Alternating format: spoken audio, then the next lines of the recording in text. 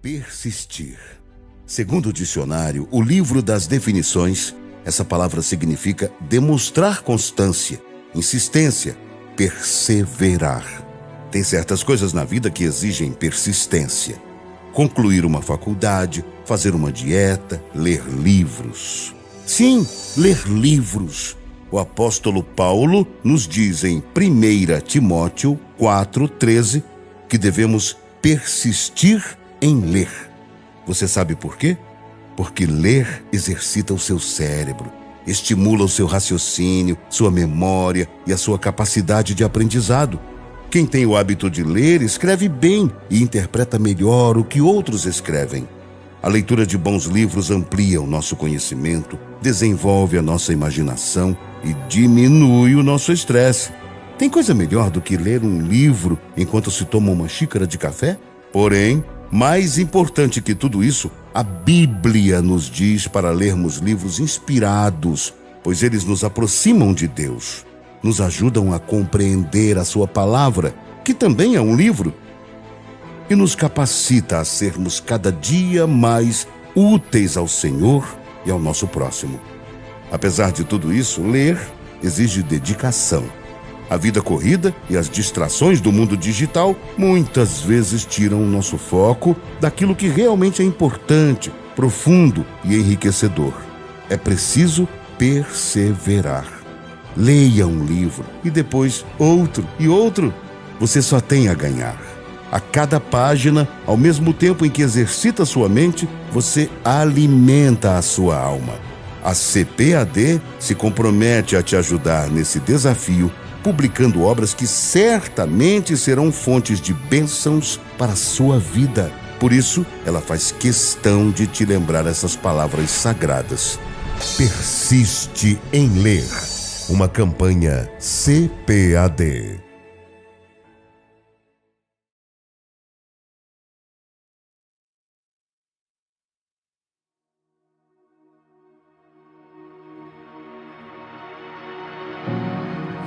Adorado entre nós,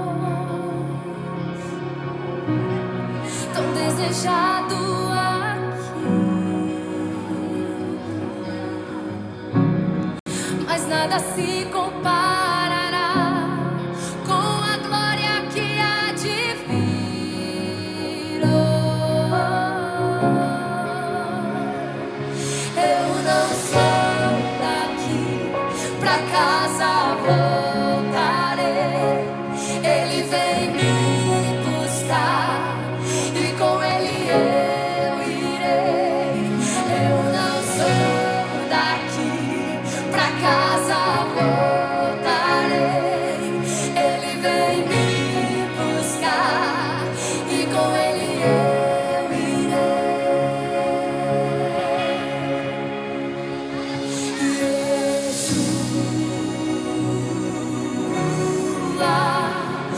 Messias aguardado, ele vem me buscar.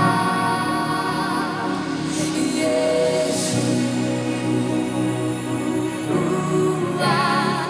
o Messias aguardado, ele vem me buscar.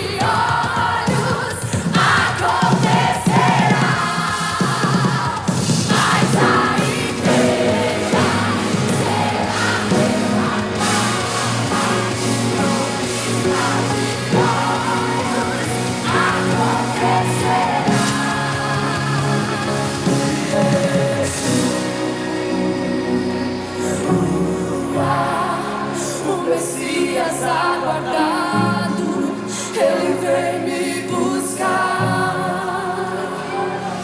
Yeshua, o Messias aguardado, ele vem me buscar. Queridos irmãos, a paz do Senhor, mais uma vez estamos aqui no Momento EBD, nesta terça-feira, 24 de janeiro de 2023. Que coisa linda, bênção de Deus na nossa vida, e hoje estaremos estudando a lição de número 5. Que bênção, né? Oramos para que o Senhor abençoe a todos nós, a essa escola dominical, a esse departamento tão lindo, tão rico, tão maravilhoso, tão importante para a nossa vida, para a vida da igreja, para a estrutura da igreja, né? Que Deus continue prosperando. Sou o pastor Elvis, pastor da Primeira Assembleia de Deus, Coqueiral de Itaparica, e a nossa igreja fica aqui na Avenida Saturnino Rangel Mauro, número 162, Praia de Itaparica, Vila Velha, no Espírito Santo. Nossos cultos são aos domingos, terças e quintas. Nos domingos, às 8h30 da manhã, a Escola Bíblica Dominical. Às 18 horas, o nosso culto de louvor e adoração. Culto lindo, maravilhoso. Na terça-feira, temos o culto de doutrina bíblica, às 19h30. E na quinta-feira, nós temos o culto clamando pelo impossível, às 19h30. Hoje, por exemplo, terça-feira, teremos o culto de doutrina, às 19h30 aqui na igreja. E será um prazer ter os irmãos aqui. Todos os nossos cultos também são transmitidos pela internet, pelo canal do YouTube. E aproveitando, né, o ensejo, curta, né, compartilhe também este link, este material, essa ministração. Dê o seu joinha, se inscreva no canal, caso você ainda não seja, e você vai receber todas as nossas notificações clicando no sininho. E você, sempre que a igreja transmitir alguma coisa, você recebe aí. E será uma bênção. E nós oramos e desejamos que isso seja uma bênção de Deus na sua vida. Toda terça-feira nós estamos aqui falando sobre a escola dominical, as lições desta revista maravilhosa. Pastor Mário. Saúdo a todos com a doce paz de nosso Senhor Jesus Cristo. E aqui estamos mais uma vez nesta semana para vos trazer uma nova lição na escola dominical e esperando em Deus que Ele nos ilumine e que muito possamos, como sempre, aprender de sua palavra.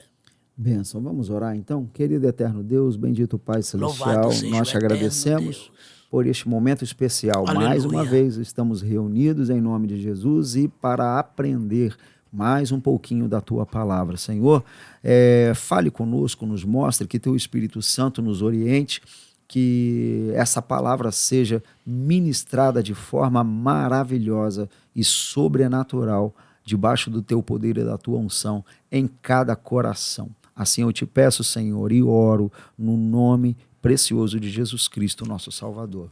Amém e amém. Amém. Queridos irmãos, nós vamos hoje estudar a lição de número 5, o avivamento na vida da igreja. Esta lição será ministrada no próximo domingo, dia 29 de janeiro de 2023. Próximo domingo. Essas lições têm sido uma bênção para a nossa vida. Já estudamos 4 lições antes, né? Estamos com a revista Aviva a Tua Obra, o chamado das Escrituras ao quebrantamento e ao poder de Deus. Primeira lição foi o avivamento espiritual. A segunda foi o avivamento no Antigo Testamento. A terceira foi o avivamento no Novo Testamento. A quarta lição, que foi a semana passada, o ministério avivado de Jesus.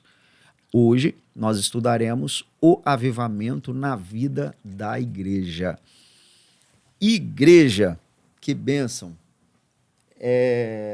Não somos um povo que vive de encontros, não somos um povo que vive de coisas meramente sociais. É claro que tudo isso faz parte, sim, e ela existe. Mas nós formamos um povo chamado igreja que foi selecionado pelo Senhor para viver coisas sobrenaturais. É isso que nos faz nos coloca num posicionamento ou numa questão próxima, né, a Deus. O sobrenatural na nossa vida. Se a igreja não for avivada, se a igreja não tiver poder, se a igreja não tiver unção, se a igreja não tiver essa autoridade de Deus, nada adianta, tudo é em vão e não passam de meros encontros. O texto áureo fala no capítulo 2, versículo 4 de Atos: e todos foram cheios do Espírito Santo e começaram a falar em outras línguas conforme o Espírito Santo lhes concedia que falassem. A verdade prática nos diz, ao longo dos anos, a igreja experimenta avivamentos por meio do batismo no Espírito Santo e da atualidade dos dons espirituais, né? Poder de Deus na nossa vida.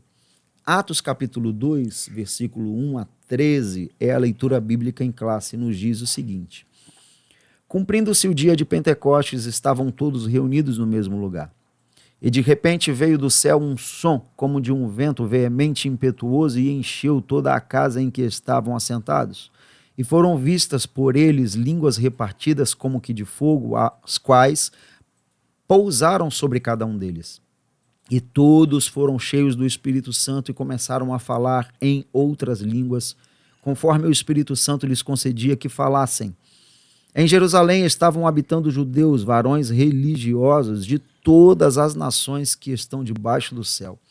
E correndo aquela voz, ajuntou-se uma multidão e estava confusa, porque cada um os ouvia falar na sua própria língua. E todos pasmavam e se maravilhavam, dizendo uns aos outros: pois que não são galileus todos esses homens que estão falando? Como, pois, os ouvimos, cada um na nossa própria língua em que somos nascidos? Partos e medos, elamitas, os que habitavam na Mesopotâmia, Judéia, Capadócia, e Ponto, e Ásia, Frígia, Panfilha, Egito, partes da Líbia, junto a Cirene, forasteiros romanos, tanto judeus como prosélitos, cretenses, árabes, todos os termos ouvidos em nossa própria língua falar das grandezas de Deus. Todos se maravilhavam e estavam suspensos, dizendo uns para os outros: que quer dizer isso? E outros, zombando, diziam: estão cheios de mosto. Esta é a leitura bíblica em classe. Atos capítulo 2, versículos de 1 até o 13. Queridos irmãos, nesta semana nós vamos estudar o avivamento, né, produzido por intermédio do Espírito Santo naquela igreja lá em Atos dos Apóstolos, e veremos que é uma promessa que diz respeito a todo crente salvo em Jesus Cristo, para todos, desde aquela época até os dias de hoje. Os dons são atuais. O batismo com o Espírito Santo continua em vigor. Objetivos da nossa lição: expor a realidade do batismo no Espírito Santo e o público-alvo. Segundo, examinar o dinamismo da Igreja Apostólica. Terceiro, demonstrar a importância de um ministério ungido para os dias atuais. Então, será uma lição maravilhosa, hiper importante para todos nós. Nos primórdios da igreja, o povo de Deus era avivado e caminhava sob a direção do Espírito Santo. Por isso, nessa lição estudaremos o papel do enchimento do Espírito no avivamento primitivo. Analisaremos o aspecto dinâmico da igreja e, finalmente, teceremos algumas considerações quanto ao dinamismo avivado pela igreja primitiva nos dias atuais. Meus amados e queridos irmãos e amigos, nesta semana estaremos estudando uma lição de fundamental importância para a nossa igreja e nestes nossos dias. Exatamente a descida do Espírito Santo no dia de Pentecostes. Ali se cumpria uma das profecias, dentre muitas que houve no Antigo Testamento, mas uma das principais dela, vinda da parte de Deus por meio do profeta Joel. Cerca de 825, 830 anos antes daquele acontecimento, quando Deus, usando o profeta Joel, disse que nos últimos dias ele derramaria do seu espírito sobre toda a carne, e os filhos, as filhas dos pais profetizariam, os velhos sonhariam sonhos, os jovens teriam visões, não é? Joel capítulo 2, versículo 28 em diante. Após 800 anos dessa mensagem profética, naquele dia cumpria-se tal palavra. Tanto é que quando Pedro se levanta para pregar a palavra, nesse capítulo 2, que é o da lição, a partir do versículo 14 em diante, ele faz questão de dizer que aquilo que estava acontecendo ali é o que Deus havia dito através da boca do profeta Joel. Sim, era o Espírito Santo que descia para iniciar uma grande e monumental obra no Novo Testamento. Jesus Cristo morreu na cruz, ressuscitou, trazendo salvação para todos, e ali de maneira oficial fundava-se a igreja do Senhor Jesus Cristo, aquela que ele disse: sobre esta pedra edificarei a minha igreja, Mateus 16, 18. E ali todos os que estavam presentes, assentados, buscando a Deus já há 10 dias, agora eles recebiam a capacitação, o poder de Deus, a promessa de Deus que se cumpria integralmente ali. E a partir dali, aqueles crentes cheios do Espírito Santo começava uma grande, monumental e gigantesca obra. E a principal prova disto tudo é que já naquela primeira pregação feita pelo apóstolo Pedro, ali quase 3.000 almas se renderam ao Senhor. Veja como que a igreja já começa de maneira grande, gigantesca, com milhares de almas se convertendo ao Senhor. E a partir daí foi o crescimento do reino de Deus por meio do evangelho para o mundo inteiro. Muito bem, queridos. Nós então vamos ao primeiro tópico, que é o batismo no Espírito Santo e o público-alvo. Tá? Nós temos alguns assuntos a abordar, que o primeiro é o chamado abrangente de Jesus.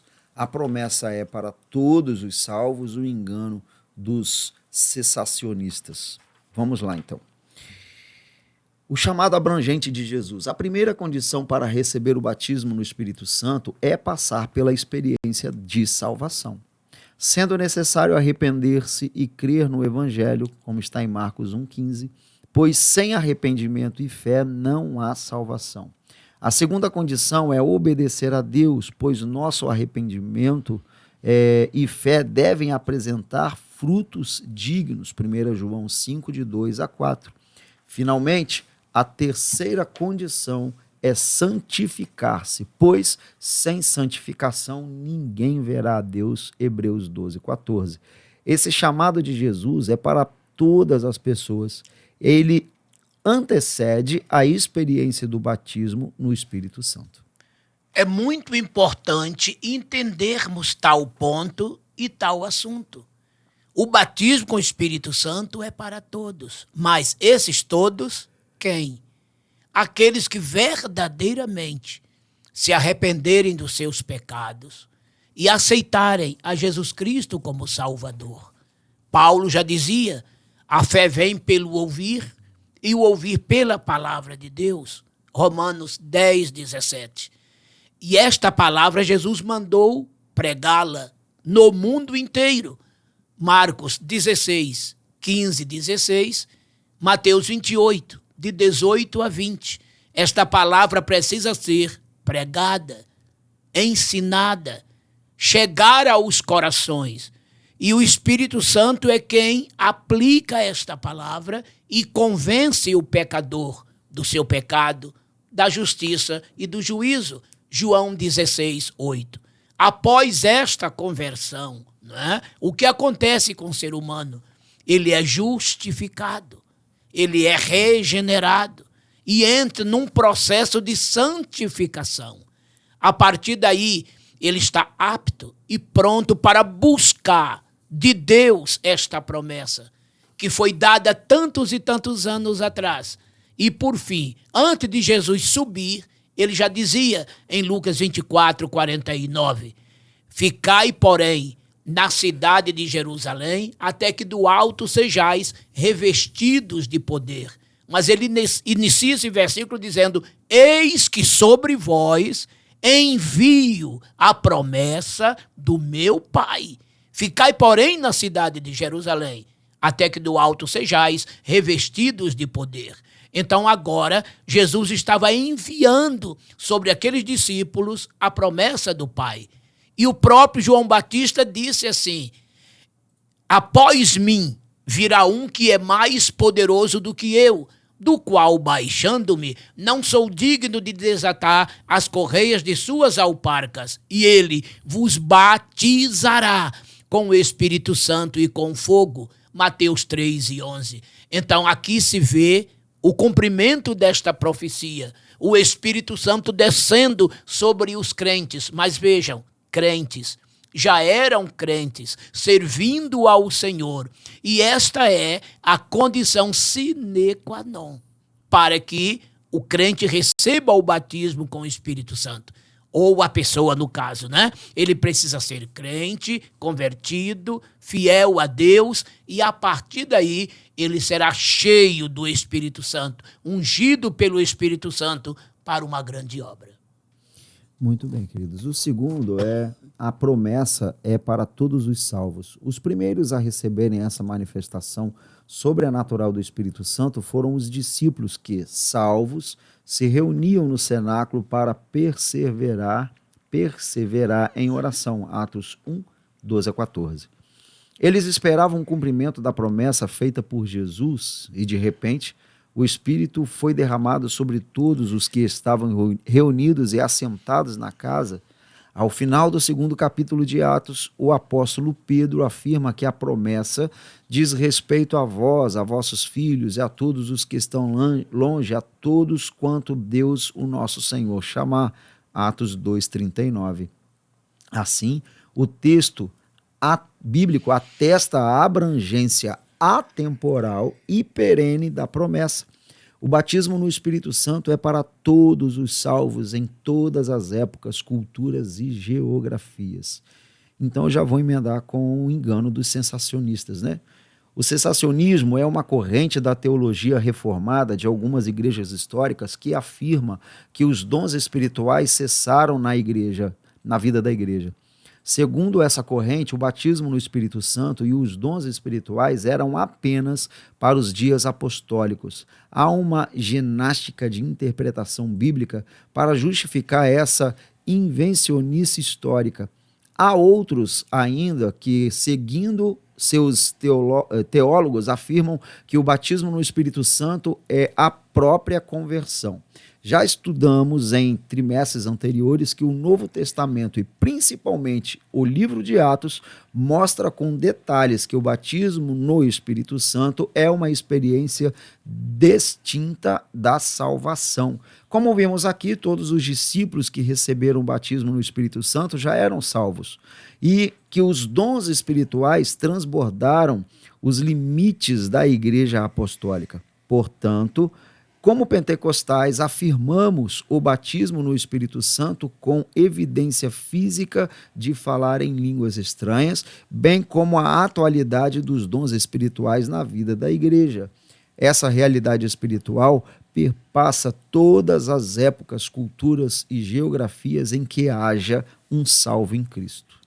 O que é interessante saber em tudo isto, meus amados irmãos e amigos, é que o batismo com o Espírito Santo é uma promessa que se cumpriu da parte de Deus e para todos, para ricos e pobres. Naquela época, para escravos e livres, senhores e servos, homens e mulheres, independentemente da idade, da cor da pele, da raça, da cultura.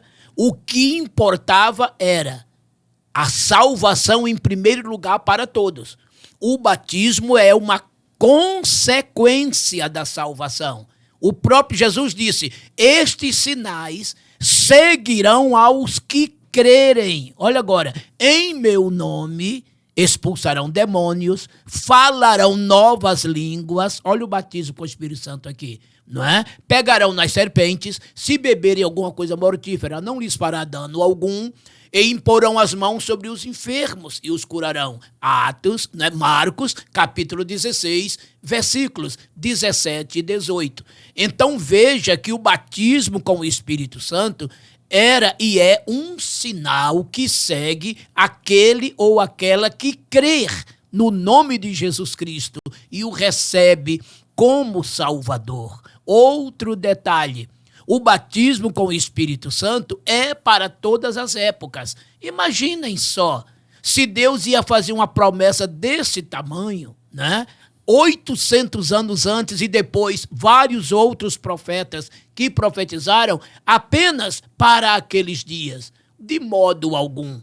Em Atos capítulo 19, quando Paulo chega lá em Éfeso, isso aqui já tinha se passado há alguns anos do dia de Pentecostes. E ali, aqueles varões lá de Éfeso também receberam este mesmo dom, falando em outras línguas. Isso comprova que o batismo não foi somente para o dia de Pentecostes, nem para aqueles dias, mas ultrapassou aquelas dezenas de anos, séculos e milênios, chegando até os nossos dias. Grandes avivamentos mundiais aconteceram, e principalmente nesses últimos 100 anos, a partir da Rua Azusa, lá nos Estados Unidos. Grandes e maravilhosas coisas aconteceram aqui.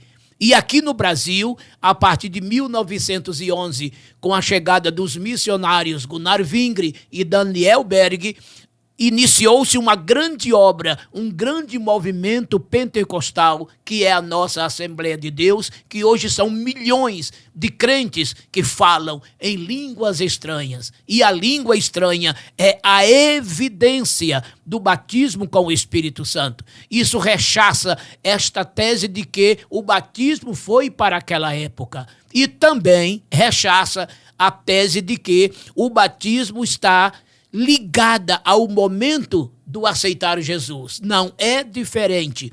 O Espírito Santo é recebido pela pessoa que o aceita, ao aceitar Jesus, para a sua transformação, para a sua mudança de vida, como a marca e como selo. Já o batismo com o Espírito Santo é uma capacitação de poder para que aquele crente se torne com autoridade, receba autoridade para ministrar a palavra. Tanto é que Jesus disse: mas recebereis poder ao descer sobre vós o Espírito Santo. Atos 1:8. E o que é interessante, não é? É que quando Jesus estava entre os discípulos, ele soprando entre os discípulos disse: recebei o Espírito Santo. Então, os discípulos já tinham esse Espírito que Jesus soprara sobre eles, mas no dia de Pentecoste, eles recebiam agora uma diferença, uma capacidade diferenciada, era uma outra esfera. Vinha sobre eles uma capa poderosa de poder para que eles se tornassem intrépidos, ousados pregadores. Observando Lucas 24:49, que já citei aqui, olha como ele termina o versículo. Ficai, porém, na cidade de Jerusalém, até que do alto sejais revestidos de poder. O que é um revestimento? É uma capa sobre vestido, não é? A pessoa, ao aceitar Jesus como Salvador, ele recebe a vestidura da salvação, lavada no sangue do Cordeiro, Apocalipse 22:14. E nesse ato, a pessoa também recebe o Espírito Santo transformador e salvífico. No caso aqui, já é um revestimento, é uma capa sobre, é um poder sobre. Então, o Espírito Santo é uma capacitação para que as pessoas se tornem testemunhas poderosas para a pregação do evangelho, segundo nos relata Atos capítulo 1, versículo 8. Muito bem, queridos. O segundo tópico é o dinamismo da Igreja Apostólica. A igreja nasce avivada. Do ponto de vista histórico, a igreja passou a existir no dia de Pentecostes. Isso aconteceu sob a atuação direta do Espírito Santo. A igreja nasceu avivada. Assim como o tabernáculo foi consagrado pela descida da glória divina, em Êxodo 40, 34, 35, a igreja foi consagrada pela descida do Espírito Santo, Atos 2. Portanto, ali, no Pentecoste, o Senhor da igreja iniciou o maior avivamento da história humana. A igreja, depois do Pentecoste, deixa eu emendar logo que o assunto é o mesmo. Os sinais do poder de Deus no Atos dos Apóstolos podem ser resumidos assim: conversão e batismos, Atos 2:41, os quais eram frutos do avivamento espiritual em Jerusalém. Após o Pentecoste, a Igreja Apostólica pregava na autoridade do nome de Jesus, na unção e no poder do Espírito Santo. Por isso, nessa igreja havia perseverança na doutrina, na comunhão e na oração. Havia também temor, sinais e maravilhas, além de cuidado especial para com os irmãos carentes. O avivamento espiritual da Igreja Apostólica revela um profundo compromisso em duas esferas: a espiritual, que é a piedade, palavra e oração, e a social, que é a comunhão, suprir a carência. Meus amados, que coisa esplêndida, não é? A igreja que nascia no avivamento, debaixo do poder de Deus, sob a tutela do maravilhoso e onipotente Deus, Espírito Santo. A comparação feita pelo comentarista no tabernáculo foi muito importante. O tabernáculo lá no deserto foi inaugurado com a glória do Espírito Santo. E não de Deus, glória de Deus. E não foi diferente na inauguração do templo de Salomão. A glória de Deus também esteve ali, ao ponto de ninguém conseguir entrar. E no segundo templo, Deus falou pelos profetas que a glória da segunda casa seria maior que a da primeira. E veio Jesus, e naquele templo esteve. E não foi diferente com a inauguração da igreja, o templo espiritual, né? Porque a igreja nada mais é do que o templo do Espírito Santo. Aqui não está mais se falando de templo literal, de alvenaria ou qualquer outro produto material. A igreja aqui somos nós. Paulo escrevendo aos Coríntios, na sua primeira epístola, capítulo 3, versículos 16 e 17. E capítulo 6, versículo 19, ele disse que nós somos templos do Espírito Santo. Quer dizer, a igreja, que é templo do Espírito Santo, também foi inaugurada, de que maneira? Com a glória de Deus, através do Espírito Santo, descendo no dia de Pentecostes. E a partir daí, meus amados irmãos, é só fogo, é só poder, é só glória, é só dinamismo. Um crente que não é batizado com o Espírito Santo, ele pode pregar? Claro que pode. Ele prega, ele canta, ele dá testemunho, não é verdade? Mas o batismo com o Espírito Santo é para deixá-lo mais ousado, mais intrépido, com mais autoridade para fazer a obra do Senhor nosso Deus. O próprio Pedro é a maior testemunha disto. Vocês se lembram do que aconteceu com Pedro na noite que Jesus foi traído e julgado? Pedro o negou 3 vezes, não é? E quando Pedro, aqui agora, batizado com o Espírito Santo, ele foi o primeiro pregador pentecostal.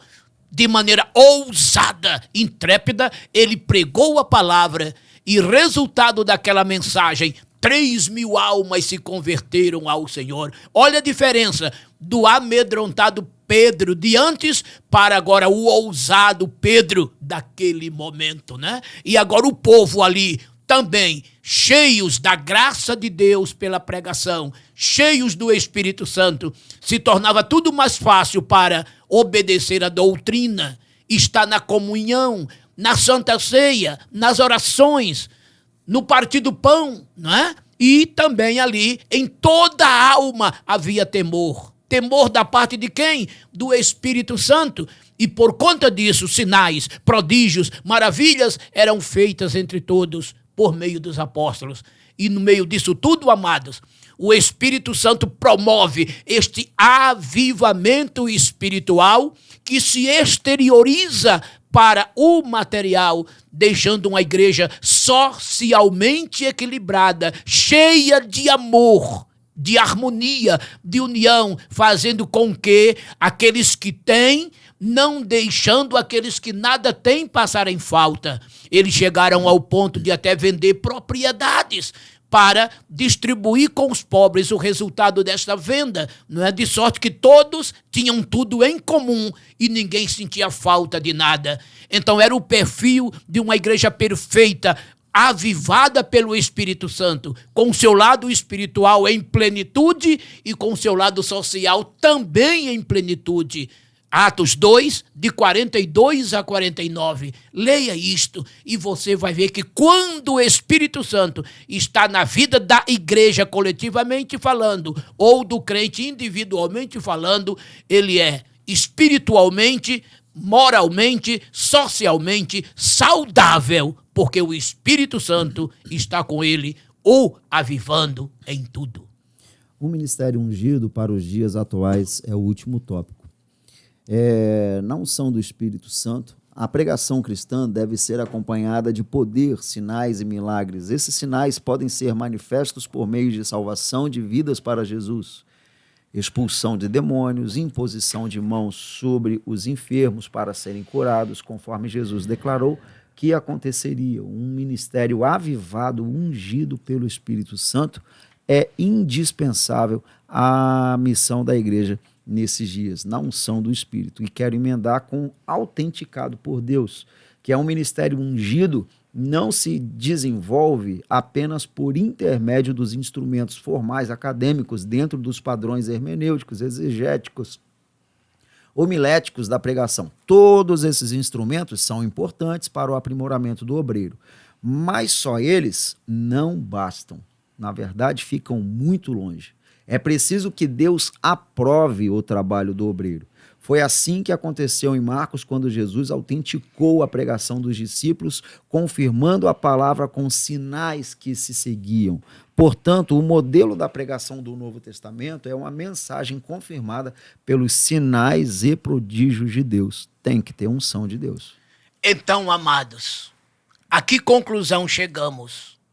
É que o Espírito de Deus, que atuou lá, no começo da igreja, entre os apóstolos, no primeiro século, ele se seguiu pelos outros séculos afora, chegando até os nossos dias. Como dizia o escritor aos Hebreus, 13:8, Jesus Cristo é o mesmo ontem, é hoje e será eternamente. O Espírito Santo é o mesmo ontem, é hoje e será eternamente. Aquela igreja que foi fundada na unção do Espírito Santo, avivada por ele, a igreja de hoje, que é a mesma, precisa permanecer em meio a estas chamas. Não podemos esquecer de maneira nenhuma de que precisamos do Espírito Santo em nossas vidas.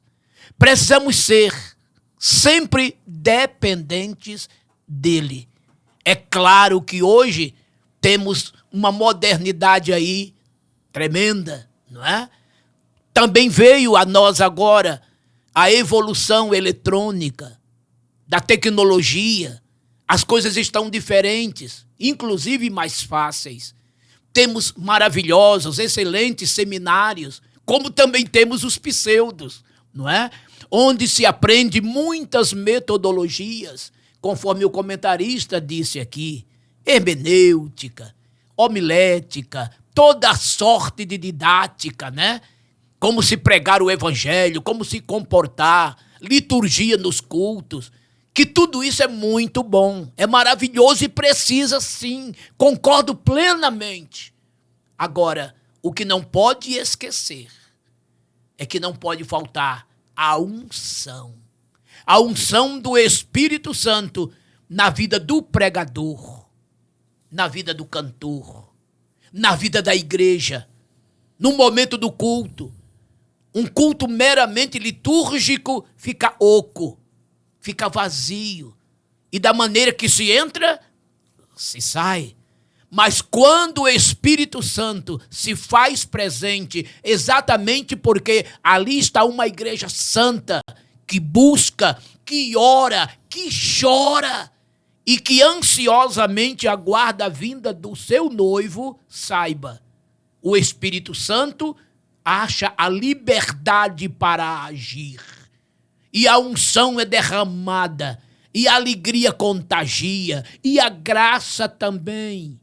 Crentes são batizados com o Espírito Santo, enfermos são curados, e o que é melhor, as almas convertem-se ao Senhor nosso Deus, e a igreja do Senhor cresce no reino de Deus, na face desta terra. Porque quando o Espírito Santo está presente, amados, salvação é a principal meta e os sinais são as consequências. É normal Jesus batizar com o Espírito Santo em pleno culto público, na escola dominical, no círculo de orações, no culto da mocidade, das senhoras. E naquele meio, em meio às orações, é comum Jesus curar toda a sorte de enfermidade, das mais simples às mais graves, aquelas doenças que a medicina não tem mais sobre ela controle. E de repente, uma palavra da parte do Senhor é suficiente. Como disse o centurião a Jesus, dize somente uma palavra e o meu servo sarará. Isso é avivamento, irmãos. Uma igreja avivada, ela tem tudo isto. E o seu social não é de lado, largado também não. Porque os pobres da igreja, os necessitados, são por ela também atingidos, alcançados. Porque os próprios crentes, cheios do Espírito Santo, avivados pelo Espírito Santo, têm os seus corações compungidos para ajudar os necessitados na igreja. Paulo já ensinava, comunicai com os santos nas suas necessidades. Romanos 12, de 13 em diante. Então, uma igreja que é avivada, ela é cheia do Espírito Santo, porque busca, ora, jejua e chora. E socialmente é uma igreja que se preocupa e se envolve com os da sua comunidade em atendê-los para que de nada eles sintam falta. E resumindo tudo isto, essa igreja pronta está para o arrebatamento. Alegremo-nos, diz a Bíblia, regozijemo-nos e demos-lhe glória, porque vindas são as bodas do Cordeiro e a sua esposa já se aprontou. Apocalipse 19, 7. Isto quer dizer o quê? A igreja pronta está. A igreja avivada, ela está preparada, esperando o seu noivo, que vai vir buscar uma igreja. Projetos foram feitos durante esses milênios afora para que a igreja acabasse. Muitos cristãos foram mortos nos coliseus romanos e por toda a parte do mundo. Mas esses projetos malignos caíram por terra, porque a igreja continuou viva, ajoelhada buscando a Deus, mas de pé na presença dele, levando a palavra. E hoje milhões e milhões de almas estão aí aguardando como igreja a volta de Jesus Cristo. Então, meus irmãos, minhas irmãs, a igreja precisa estar na presença de Deus. Avivamento na vida da igreja. Isso tem que ser real e precisa acontecer em nossos dias, a começar no nosso meio. E o último ponto, glorifica a Deus. Olha só que interessante. O ministério ungido pelo Espírito glorifica a Cristo e não o homem. Não por acaso o nosso Senhor declarou que a nossa missão no Espírito Santo é glorificá-lo, né? o nosso Senhor declarou que a missão do Espírito Santo é glorificá-lo. Assim, toda mensagem do Evangelho e atividades sob a direção do Espírito Santo devem glorificar a Cristo. Aos Coríntios, o apóstolo Paulo ensina que quer comais, quer bebais ou façais outra coisa, qualquer outra coisa, fazei tudo para a glória de Deus. 1 Coríntios 10:31. Deus em Cristo é que deve ser glorificado a partir de nossa instrumentalidade na obra do Senhor. É isso aí. Meus queridos irmãos, essa foi a lição, né, de número 5, e eu vou ler a conclusão aqui agora, mas eu quero só destacar esse último ponto aqui, que pra gente, porque eu acho muito, muito importante, muito interessante, que nos fala do ministério, né, o ministério ungido para os dias atuais, por tudo que o pastor falou aqui, né, a gente se preocupa muito com coisas, com as liturgias, com os padrões, né, das mensagens, de cultos e tudo mais, e a gente termina abandonando e esquecendo a unção do Espírito Santo. Verdade. E quando a gente abandona, surge exatamente isso, esse último ponto aqui, porque o centro, o que deve ser priorizado é a glorificação a Jesus. Quando a gente abandona, a gente destaca tantas outras coisas e se esquece de anunciar Jesus Cristo. E aí vem a grande questão de grandes pregadores, de grandes cantores, de grandes festas promovidas por igrejas em que a atração principal é o homem, sim. Se não chamar fulano, beltrano e ciclano, a igreja não enche. Se chamar, a igreja lota. Isso é uma idolatria, isso é uma tristeza. Isso, na verdade, me desculpe a expressão, mas não tenho medo de errar, é uma desgraça na vida da igreja. Porque as pessoas enchem por causa de pessoas. Ou seja, quem está sendo glorificado ali, não, mas está pregando. Não interessa se está pregando. Não importa se... Não. O que importa é o motivo das pessoas irem à igreja, à casa do Senhor. O motivo do culto acontecer. O motivo da mensagem ser pregada. Se o assunto, se o motivo, se o centro não for glorificar a Jesus, está tudo errado. Por isso que o apóstolo Paulo fala tudo isso aqui na primeira carta aos Coríntios 10:30. Quer comais, quer bebais, façais outra qualquer coisa. Tudo que a gente for fazer tem que ser para glorificar o nome de Jesus. E aqui, pastor, pastor Elvis, tem dois termos que podem se empregar muito bem aqui. O evangelho cristocêntrico, Pois é. e o evangelho antropocêntrico, né? Então. Ou seja, o evangelho cristocêntrico é aquele evangelho que Cristo é o centro dele. E aí ele é glorificado conforme está neste ponto. E o evangelho antropocêntrico é aquele evangelho que o homem é que é o centro dele. É promoção pessoal, é vaidade pessoal, e o homem é que está sendo glorificado e não Cristo. Então esse evangelho está fadado ao fracasso. Essa igreja está fadada ao fracasso, porque o evangelho tem que ser cristocêntrico, ou seja, Cristo tem que ser o centro de toda a glorificação. O papel do Espírito Santo é glorificar a Cristo. O nosso papel é seguir o Espírito Santo e glorificar a Cristo Jesus, o nosso Senhor. Ele deve ser glorificado a partir da nossa instrumentalidade. Simplesmente isso, apenas instrumentos. Só, nada mais do que isso. Não adianta, eu dou esse exemplo aqui na igreja de vez em quando, você tem um piano de cauda dentro da sua casa que vale 300 mil reais. Ah, é lindo, é maravilhoso, ele tem um valor inestimável, mas se ninguém tocar esse piano, ele não passa de um objeto que não serve para nada, a não ser para enfeite. Ele não é útil, só é útil se alguém utilizá-lo. Nós somos assim. Se Deus não nos utilizar, nós não servimos.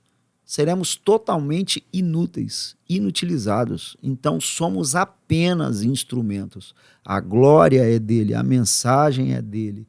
Ele nos usa. Só essa é a nossa função, apenas ser usado. E o instrumento tem que estar afinado, Tem né? que estar pronto. Evangelho, tem que estar afinado. esse evangelho que o homem está na frente, o que é isso? É um instrumento desafinado, né? Que não está Totalmente. dando som para Deus. Não, Tá não dando é ele homem. que está usando. Não é ele que está usando, não é Deus que está usando, é o próprio homem que está usando, ou é até mesmo o demônio que está usando. Seja, sim. É verdade, sim. acontece sim. Entendeu? Então, precisamos nos atentar para isso. O nome do Senhor precisa ser glorificado em tudo o que a gente faz. Primeiro lugar para ele. Primeiro lugar para ele. Para ele. Para ele. Não interessa quem é, meu irmão. Pode ser um conhecido ou um desconhecido. Deus, ele é capaz de usar a pessoa, não o famosinho. A pessoa, tá? A pessoa. E isso aí pode ser um desconhecido. E dentro dessas promoções pessoais, pastor, convém falar isso aqui também, que o que se vê por aí são concorrência de pregadores, né? Concorrência de cantores, a igreja chamando aquele que prega mais e melhor, ou aquele que canta mais e melhor e que tem fama. Aí eu pergunto, e a palavra de Deus está sendo ministrada por quem? Porque a palavra que é ministrada, não importa se ela está na boca do famoso ou do anônimo, é a palavra que vai produzir vida. E não o nome da pessoa famosa ou anônima. Se o famoso for instrumento, amém. Se o anônimo for instrumento, amém. O importante é por quem está sendo usado.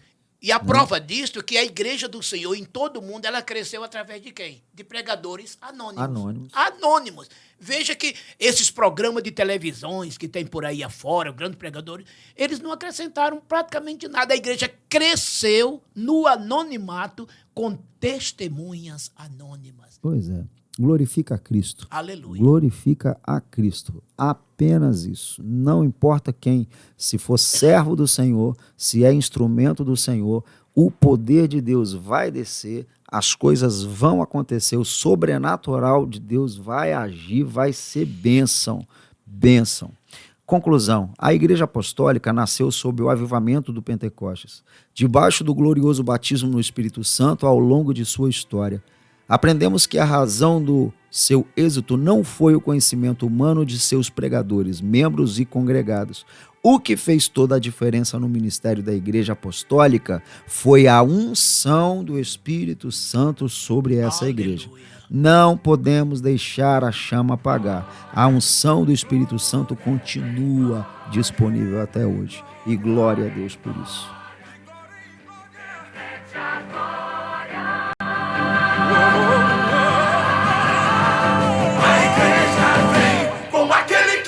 Mais que a luz do sol, dissipando as trevas, destruindo o mal. A sua face é um refletor de glória, o céu derrama glória, porque a igreja vem arrebentando com as portas do inferno, com barulho de milagre, levantando um exército de vidas. É a igreja santa, aqui perseguida.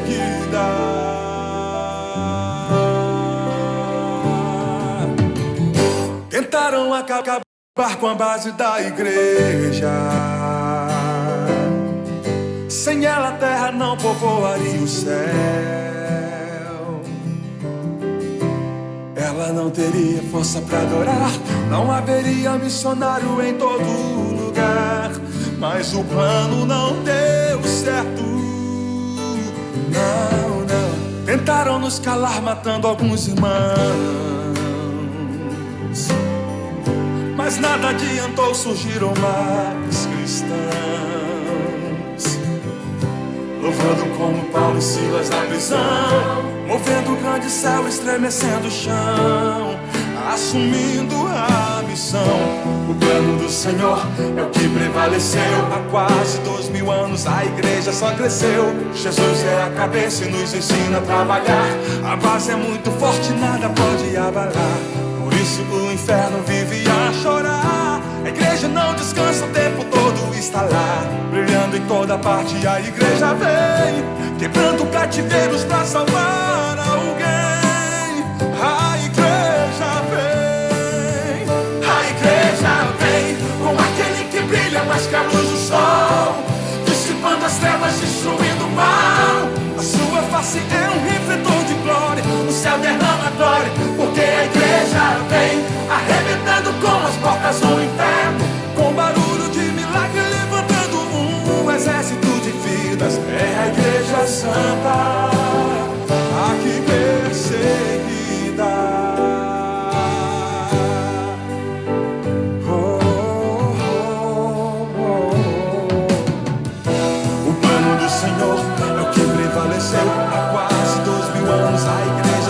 nasceu.